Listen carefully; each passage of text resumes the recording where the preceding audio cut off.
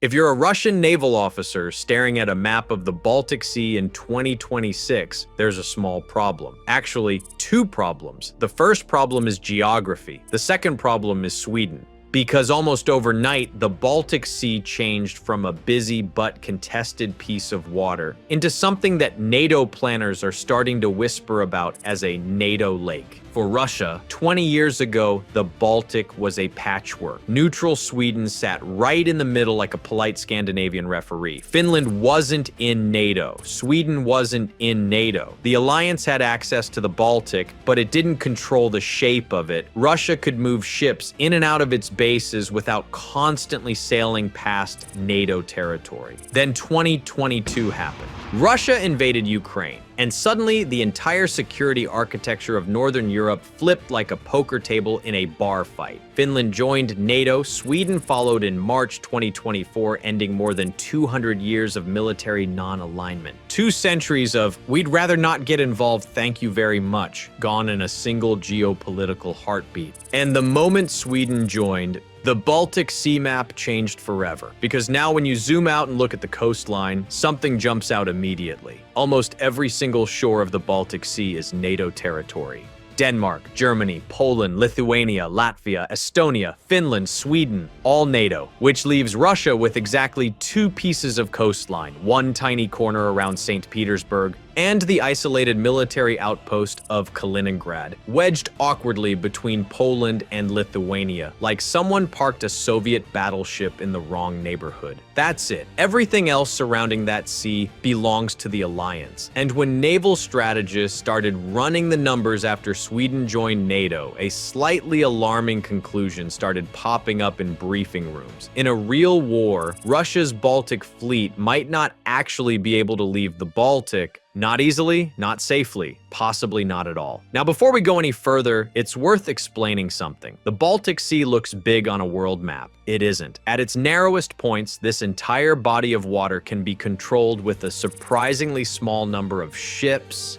aircraft, submarines, and mines. Think of it less like an ocean and more like a large bathtub with 2 drains, and Russia's fleet is sitting right between them, which brings us to the first choke point, the Gulf of Finland. If you've ever looked at a map, this is the narrow corridor between Finland and Estonia that leads directly to St. Petersburg and the Russian naval base at Kronstadt. Before Finland joined NATO, that waterway was strategically awkward but manageable for Russia. After Finland joined NATO, that gulf became a potential naval trap, because now both sides of that narrow channel belong to the alliance. And if NATO ever decided to close it in wartime, it wouldn't require a Hollywood-sized fleet, a handful of submarines, minefields, anti-ship missiles on the Finnish and Estonian coast. Suddenly, the exit to Russia's main Baltic naval base looks less like an open door and more like a hallway filled with laser tripwires. Now, Russian planners absolutely understand this problem,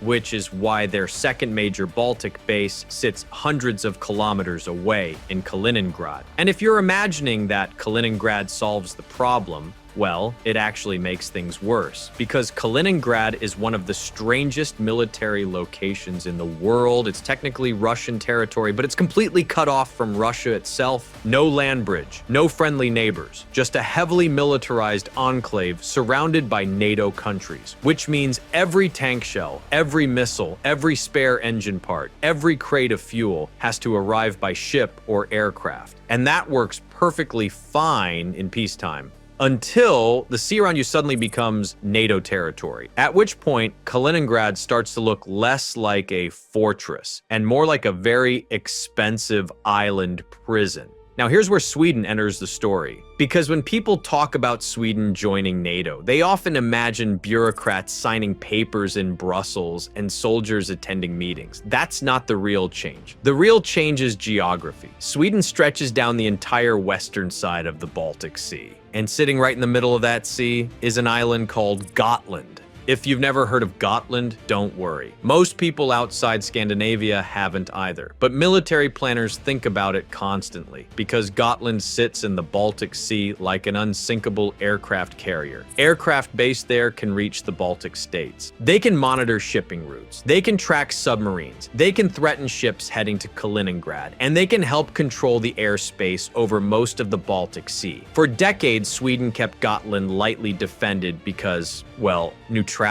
But the moment Russia invaded Ukraine, Sweden quietly started rebuilding the island's defenses. Troops, air defense systems, surveillance radars, coastal missiles. Sweden basically turned Gotland into a watchtower in the middle of the Baltic. And that means something very uncomfortable for Russia's navy. Because if NATO controls the skies over the Baltic, then the sea underneath becomes a very dangerous place to operate. Now here's the moment where things get really strange. Because while all this military chess is happening, there's another kind of fleet moving through the Baltic Sea every day. A fleet that doesn't look like a navy, a fleet that doesn't fly a Russian flag, a fleet that technically isn't supposed to exist. Oil tankers, hundreds of them, old ships, strange ownership records, fake company addresses, flags from countries most people couldn't find on a map. This is what analysts call Russia's shadow fleet. And right now, that ghost fleet is sailing straight through the same narrow Baltic corridor that Sweden and NATO are watching more closely than ever before. Which creates a bizarre situation. On one side of the radar screen, you have NATO warships, submarines, and surveillance aircraft. On the other side, you have mysterious tankers carrying Russian oil to buyers like India and China, quietly funding Moscow's war economy despite Western sanctions. Sometimes those ships are just moving oil. Sometimes they're doing something else entirely. Because according to European intelligence reports, some of those merchant ships are also carrying something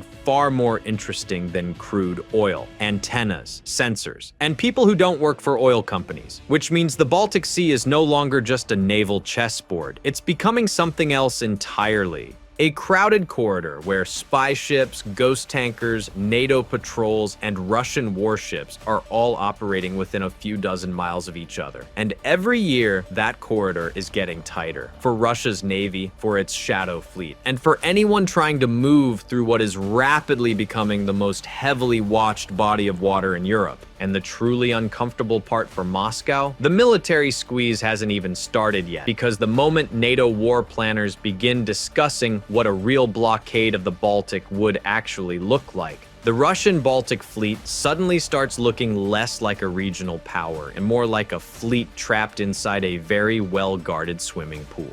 And that's where Sweden's role becomes even more dangerous, because controlling the Baltic isn't just about ships, it's about closing the exits. And right now, Russia's navy only has two. If you want to understand why Russia's Baltic fleet looks uncomfortable in 2026, you just need to imagine a house with two doors. One door leads east toward St. Petersburg through the Gulf of Finland. The other leads south toward Kaliningrad. Those are the only exits Russia has left. Let's start with the first door. On a map, the Gulf of Finland looks wide, but maps lie. At its narrowest point, the Gulf is barely 80 kilometers across. In naval terms, that isn't a sea lane, it's a hallway. And now both walls of that hallway belong to NATO. Finland on one side, Estonia on the other. If NATO ever needed to shut that door, the mechanics are brutally simple. Coastal missile batteries hidden in forests and sea mines scattered across the lane. Suddenly, the exit for Russia's main fleet looks less like an open door and more like a guided missile funnel.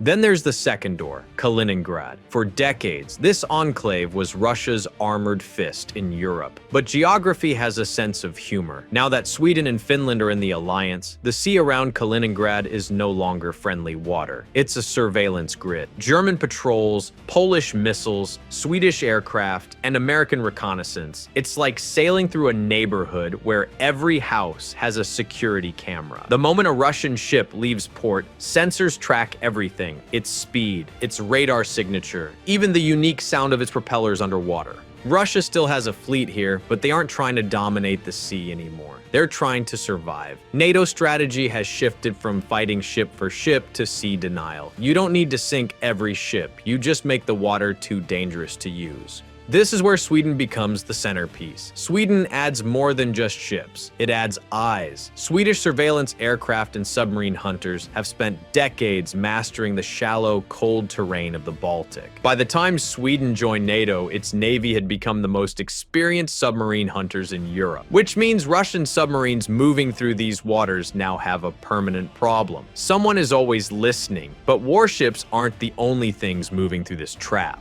Because squeezed into these same narrow corridors is a ghost fleet that technically shouldn't exist. There's a strange phrase that Swedish Coast Guard officers have started using when they talk about the Baltic Sea. They don't call it a shipping lane. They don't call it a patrol zone. They call it a hybrid battlefield. Now that might sound dramatic, but when you look at what's actually happening on the water, the description starts to make sense. Because the Baltic isn't just crowded anymore, it's tense. Imagine standing on the bridge of a Swedish Coast Guard vessel somewhere east of Gotland. Your radar screen is full. Cargo ships heading toward Germany. Tankers leaving Russian ports, fishing boats weaving through shipping lanes, a NATO surveillance aircraft circling overhead. Somewhere in the distance, a Russian corvette is moving slowly along the horizon, and in the middle of all that traffic, there's a tanker with no clear insurance records, a suspicious ownership chain, and a habit of occasionally turning off its tracking system.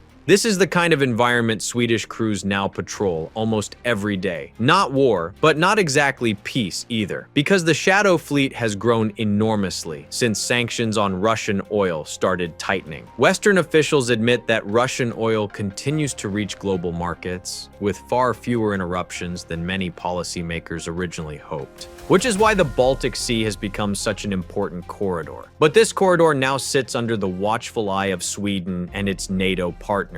Swedish Coast Guard patrols have moved further out into the Baltic, increasing their presence in international waters. The goal isn't to start fights, it's to observe, monitor, identify ships that may be violating sanctions or engaging in suspicious activity. Think of it as a kind of maritime chess game. Every patrol ship, every surveillance aircraft, every radar station along the coastline contributes to a growing picture of what's happening in the Baltic at any given moment. And that picture is getting clearer every year. But clarity brings its own problems. Because the more Sweden and NATO watch this traffic, the more Russia sees it as interference, which is one reason the Baltic has started to experience some very strange incidents. Underwater communication cables mysteriously damaged, navigation disputes between vessels, ships drifting into awkward locations after technical failures. None of these incidents have triggered open conflict, but they contribute to the feeling that something in the Baltic is slowly heating up. And then in May 2024, Moscow made a move that raised a lot of eyebrows. Russia proposed adjusting its maritime baselines in the Baltic Sea. Now that sounds incredibly boring. Legal paperwork, technical mapping, the kind of thing only maritime lawyers get excited about. But in reality, changing those baselines would slightly shift how Russia defines its territorial waters and control zones. In simple terms, it could expand Russia's claims over certain areas of the Baltic. When European governments pushed back hard, Moscow quietly walked the proposal back. But the message was clear. Russia is willing to play legal games, hybrid tactics, and psychological pressure in the Baltic long before it ever considers a direct naval confrontation. Because here's the uncomfortable truth. In a conventional naval fight inside the Baltic Sea, Russia's position is not great. The fleet is smaller than NATO's combined forces. The sea is narrow. The exits are controlled by the alliance, which means Russian military planners often think about the Baltic in a completely different way. Not as a place where they would try to win a naval war, but as a place where they could raise the stakes fast enough to stop one. And that's where the conversation sometimes turns nuclear. Not strategic nuclear weapons. Those are the city-destroying ones everyone thinks about. But tactical nuclear weapons. Smaller battlefield devices designed to shock an opponent into backing down. Russia has occasionally signaled that if its position in places like Kaliningrad became truly threatened, its response might not stay conventional. That possibility makes NATO planners extremely cautious, because sinking ships is one thing. Triggering a nuclear escalation ladder is something else entirely, which is why much of NATO's Baltic strategy focuses on control without immediate destruction. Blockade options, sea denial, surveillance, pressure, the ability to close the exits if necessary, without immediately firing the first shot. And that's where Sweden's role becomes so important. Because Sweden didn't just add ships and aircraft to NATO's order of battle, it added geographic control and a growing network of NATO sensors tracking nearly every movement. For now, the Baltic Sea remains a place of trade routes, fishing boats, and crowded shipping lanes. But beneath that everyday activity, a quiet strategic shift has already taken place. The sea hasn't changed, the water's still cold, the winds are still brutal, but the map around it is different now. And sometimes in geopolitics, changing the map is more powerful than moving an army.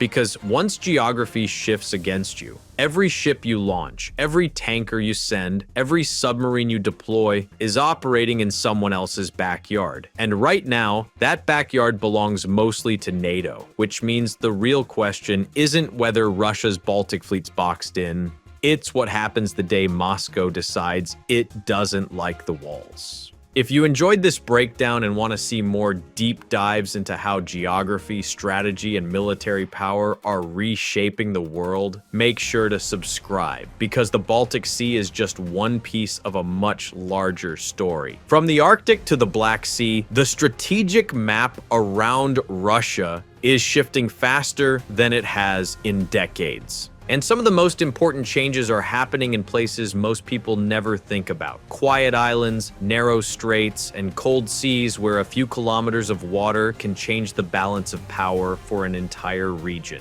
And as always, thanks for watching.